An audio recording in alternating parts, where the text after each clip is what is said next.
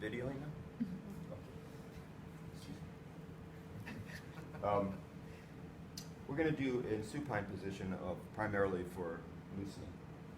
Okay, so you know, a couple things that we see in shoulder imbalances show the head of the humerus going forward big time. The shortening of pec major, pec minor, big time. So I'm just going to start with a little general loosening first, just to get a sense of what's going on with the shoulder.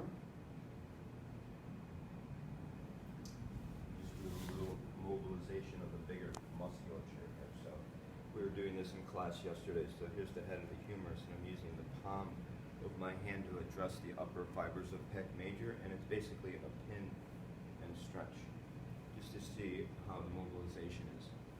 Pin and stretch. And in dealing with shoulder issues, here, you know, we're working on the pec major and pec minor because it has the ability to pull the head of the humerus forward. But also, there's two other muscles that attach here at coracoid, and it's the coracobrachialis and the head of the bicep. So when working on shoulder, I always include these two muscles because of their ability when they shorten to help pull the head of the humerus forward. So I'm just going to do a little.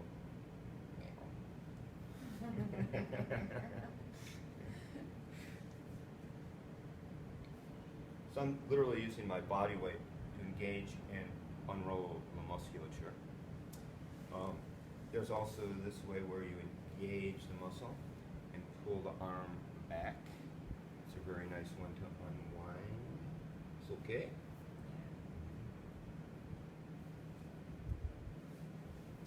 Now, in loosening pec major, a lot of different ways to do it. One way I've been doing it is using. I don't want you to see this. So look, come. So it's the palm of my hand. Here I'm on the inside of the humerus, so I'm engaging the pec major, but I'm coming up and using my body weight to sink through my extended arm, so you can have more sustained compression for a while. Let's check in with the client, shall we, and see how they're doing. Pressure's okay? It's very nice. You know, again, we were talking about this in class yesterday about the engagement of the fascia and holding a sustained pressure to get the muscle to release a little bit more. It's very important, you know. So if you have the flexibility in your session time especially if you're working specifically on something, I definitely, if you're not already, recommend some more sustained compression. Just makes things easier, you know, because it changes the viscosity of the fascia, makes it softer, and the muscle a little bit more pliable. Okay, so we're working pec major, but not so much yet. It still needs, because maybe the person big or very tight and stuff. So another way to show. Okay, so there's a lot of walking in this class, so you have to walk this way now. I should have said that in the average. So here's another nice way. And again, you know, come more this way because all the stuff is happening here. Is, you know, floor work really opens up your approach from my perspective. Now, all these things I've done so far, I pretty much do on the table also. Also this one, where I'd be sitting on the corner of the table, and again, I'm to engage the pec major.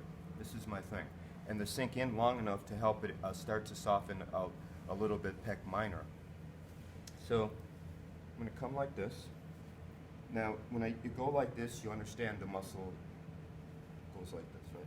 So I'm going to come in on the inside of the humerus with my forearm, and I'm below the clavicle with the arm shortened like this. And I'm just going to let my body weight sink in. Pressure too much? So a very nice way to utilize your body weight. Because of the angle of the forearm, it fits right in there.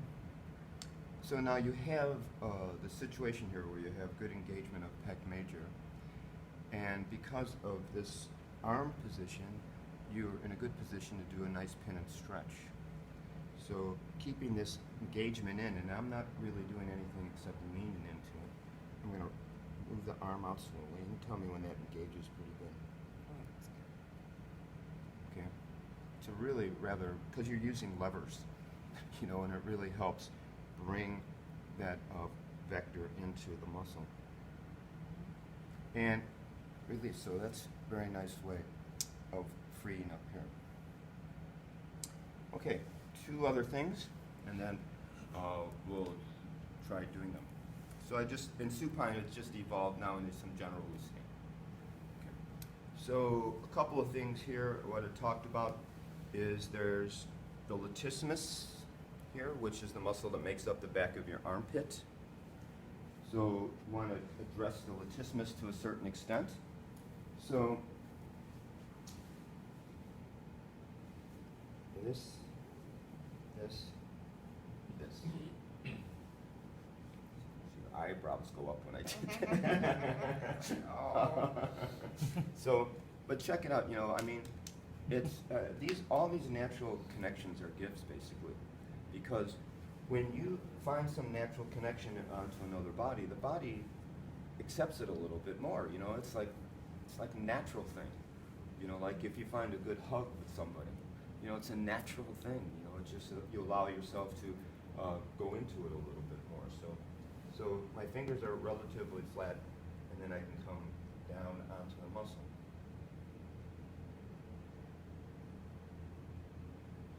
And the muscle, tapers. So you can follow that taper to a certain extent until you come up to the torso.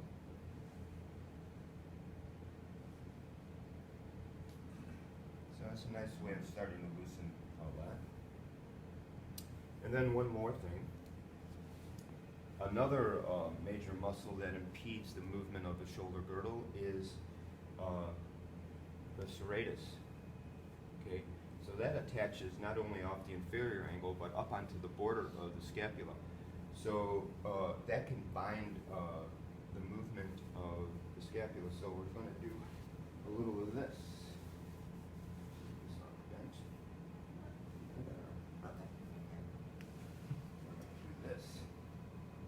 Stretch that. Now, this puts the muscle in stretch, but here's that baby right there. And how can you resist just putting a heel right in there a little bit and softening? Just working. So, and you can play with the tension of the muscle by loosening this one. So, very nice.